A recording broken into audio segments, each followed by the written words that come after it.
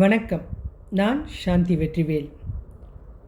உங்களுக்கு இந்த பிரபஞ்சத்தில் இருக்க எல்லா ரகசியமும் சொன்னேன்னா உங்களுடைய வாழ்க்கையை அழகாக கட்டமைக்க முடியும். அதனால தான் பிரபஞ்ச விஷயங்களையும் பஞ்ச அந்த பூதத்துடைய ரகசியமும் இந்த பிறவி பலன் கர்மா எல்லாத்த பற்றியும் உங்களுக்கு என்னுடைய பகுதியில் சொல்கிறேன். இதெல்லாம் நீங்கள் தெரிஞ்சுக்கிட்டாலே எங்கேயும் போக வேண்டியதில்லைங்க. உங்களை நீங்கள் மாற்றிக்க முடியும். இப்போ இந்த முற்பிறவி கர்மா ஏன் தொடரும் அந்த ரகசியம் நம்மளுக்கு தெரியணும். அப்போ நான் உங்களுக்கு உங்கள் குடும்பத்தில் ஒருத்தியாக நான் பேசணும். உங்கள் குடும்பத்தில் ஒருத்தியான்னா சில வார்த்தை தவறாக இருந்துச்சுன்னா தப்பாக நினைக்காதீங்க. ஏன்னா பேசும்போது நம்மளால் சரியாக அவ்வளோவா கரெக்டாக சொல்ல முடியாது. இப்போ நம்ம கதைக்கு போகலாமா? நம்ம திருதராஷ்டருக்கு முற்பிறவியோட பாவம் வந்துச்சு எப்படின்றத நான் இதில் சொல்ல போகிறேன். இப்போ இவருக்கு ஏன் கண் பார்வை இல்லை? கண் பார்வை இல்லைன்னாலும் 100 பசங்க எதுக்காக பிறந்தது? சரி, இது ரெண்டும் சரி, அவரோட விருப்பம். ஆனால் அந்த 100 பசங்களை இறக்கக்கூடிய விஷயத்த அவருக்கு யார் காமிச்சது? எதுக்காக? அப்போது மொத்த விஷயமும் தெரிஞ்சுக்கணுன்னா இந்த பதிவை நீங்கள் முழுசாக பார்க்கணும். இப்போ நான் உங்களுக்கு ஒரு சில இப்போ நடக்கிற விஷயத்த அந்த காலத்தில் எப்படி நடந்ததுன்னு சொல்ல போகிறேன். திருதராஷ்டர் உட்காந்துட்ருக்காரு அரண்மனையில். அவருக்கு கண் பார்வை கிடையாது, ஊருக்கே தெரியும், உலகத்துக்கும் புரியும். இப்போ எங்கேருந்தோ இந்த கிருஷ்ணருடைய அறிவால் அங்கே வியாசர் வந்துட்டார். என்ன திருதராஷ்டா இங்கே உட்காந்துருக்க? ஏதாவது வருத்தமா? ஏதாவது தேவையா? யோசிச்சு பாருங்கள், அரண்மனையில் யாரும் இல்லை. ஏதாவது தேவையா? அப்படி எனக்கு என்னப்பா தேவை? பசங்க போனாங்க போருக்கு, யார் ஜெயிச்சா, அங்கே என்ன நடக்குது, எதையுமே பார்க்கக்கூடிய சக்தி தான் எனக்கு இல்லையே, நான் எப்படி இதை பார்ப்பேன் அப்படின்னாரு. நான் வேணா உனக்கு அந்த வாய்ப்பை ஏற்படுத்தி தரட்டுமா? இவருக்கு பகீர்னு ஆயிடுச்சு. என்னப்பா சொல்கிற? எனக்கு கண்ணு தெரியாதுன்ற. நான் இந்த ஸ்பாட்டில் உங்களுக்கு ஞானக்கண் தரேன். அதில் மொத்த நிகழ்ச்சியும் உங்களுக்கு தெரியும். போர் முடிகிற வரைக்கும் கூட நீங்கள் தாராளமாக பார்க்கலாம். கரண்ட் பில் கிடையாது. ஏன்னா இது ஒரு லைவ் தொலைக்காட்சி. அங்கே நடக்க போகிறத நீங்கள் பார்க்க போகிறீங்க. இப்போ புரியுதா?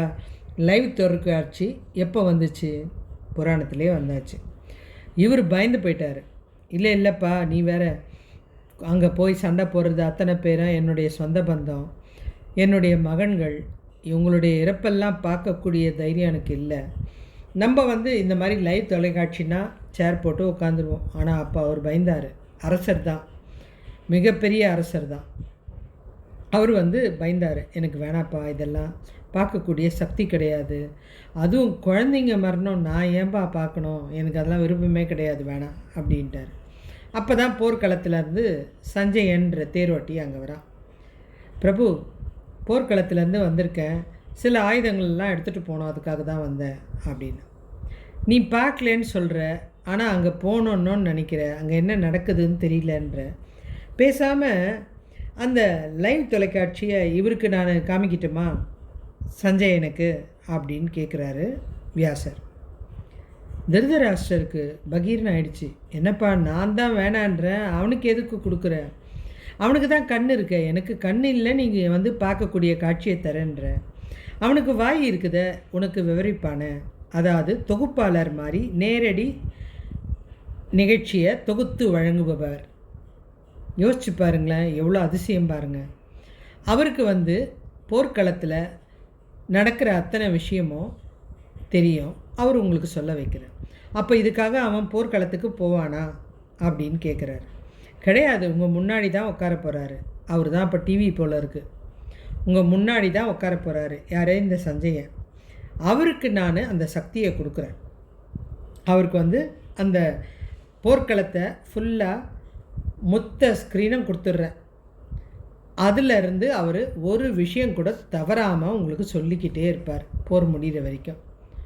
நீங்கள் அதை கேளுங்க அப்படின்னார். இவருக்கு போரில் பசங்க ஜெயிக்கிறாங்க, என்ன விஷயன்றதை பார்க்கணும். இப்போ அதை யோசிக்க தோணலை அவருக்கு. பாருங்கள், தொலைக்காட்சியும் வந்தாச்சு, லைவ் டெலிகாஸ்ட்டும் வந்தாச்சு, தொகுப்பாளரும் வந்தாச்சு. இப்போ சஞ்சயன் எப்படி சொல்லியிருப்பான்னு நினைக்கிறீங்க? குருக்ஷேத்திர போர் தேர் வந்து கொண்டிருக்கிறது. கர்ணன் வந்துவிட்டார்.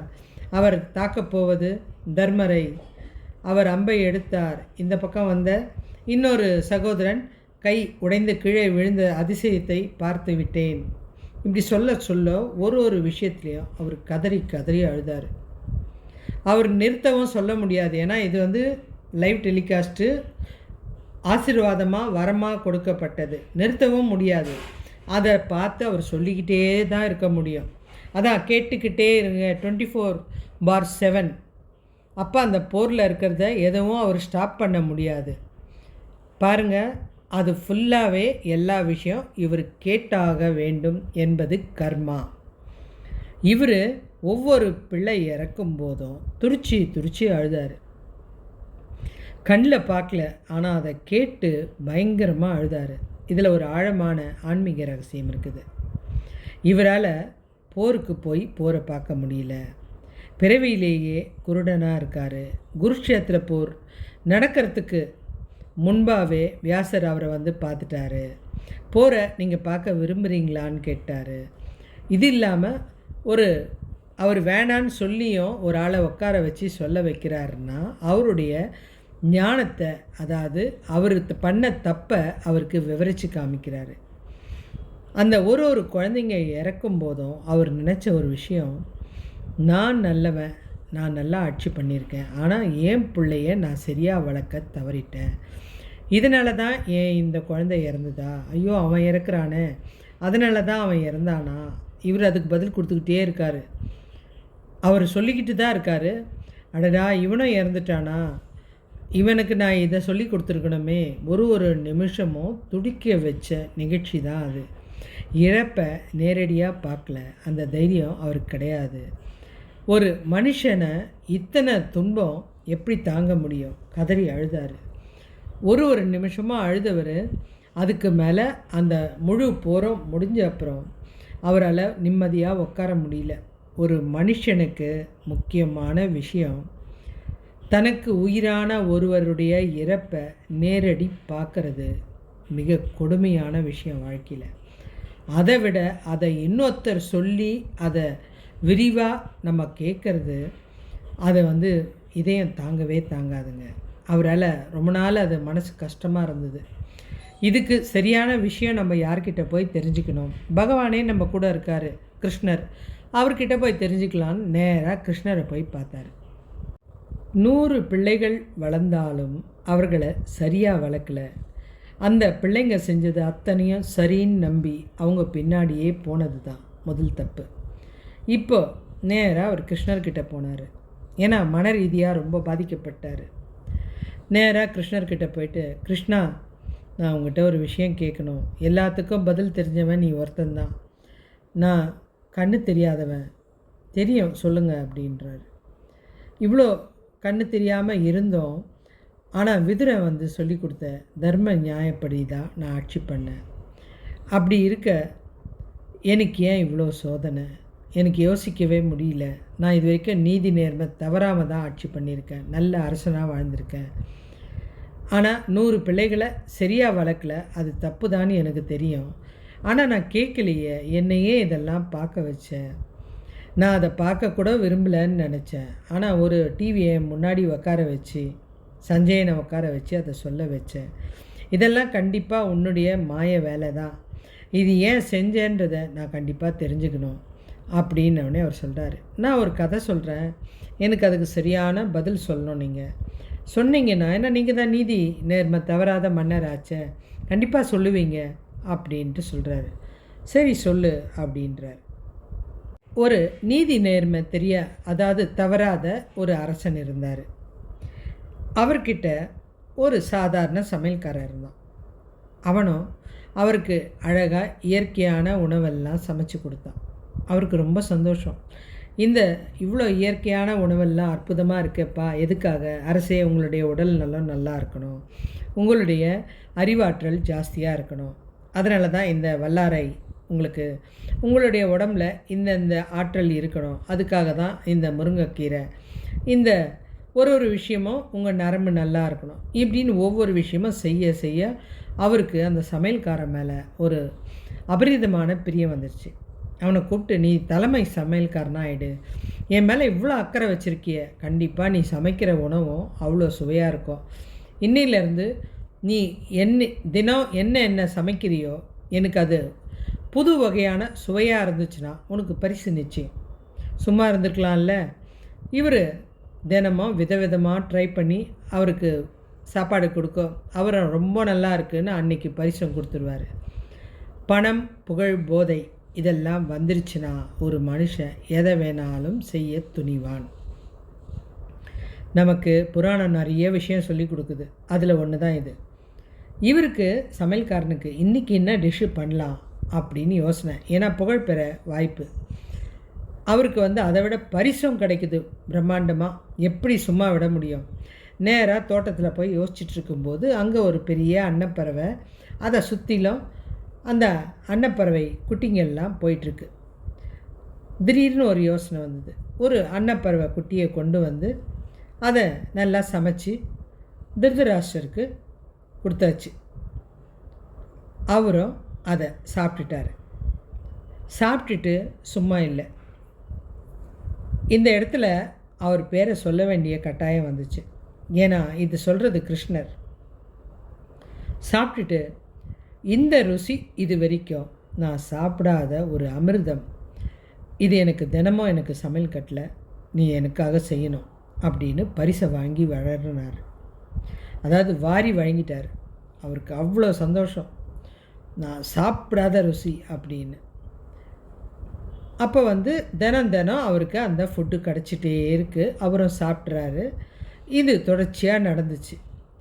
இது நடந்து முடிஞ்சாச்சு. இந்த இடத்துல அவர் செஞ்சது, அந்த அரசர் செஞ்சது நல்லதா தவறா அப்படின்னு இவர் கேட்குறாரு நிறுத்திட்டு. அந்த சமையல்காரன் செஞ்சது தான்ப்பா நல்லது.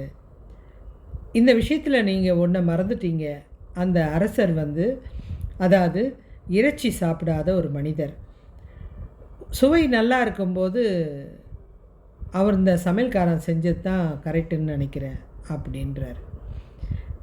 உடனே சரி, நான் அடுத்த கதை சொல்கிறேன். ஏன்னா அறிவை புரிய வைக்கலாம். தெரிஞ்சிக்காதவங்க மாதிரி நடக்கும்போது என்ன பண்ண முடியும்?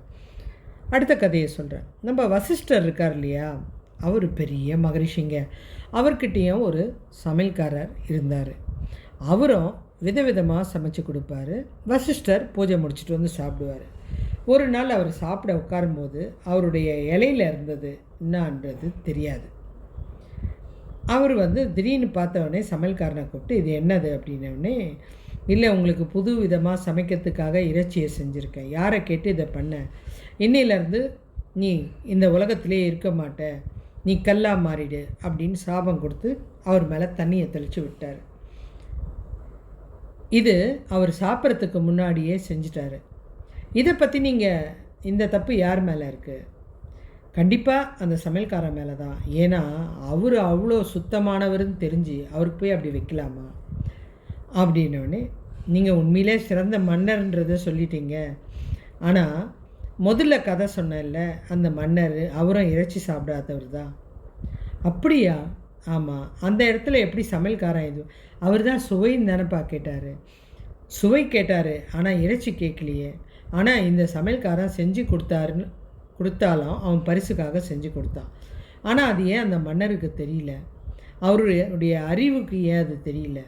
இதே வசிஷ்டருக்கு தெரிஞ்ச விஷயம் அவருக்கு ஏன் தெரியல? ஆமாப்பா, அது அவர் தெரிஞ்சிருக்கலாம். ஏன் தெரியல? அது வேறு யாரும் இல்லைங்க, நீங்கள் தான் அது. நானா அப்படின்னாரு. நீங்களே தான்.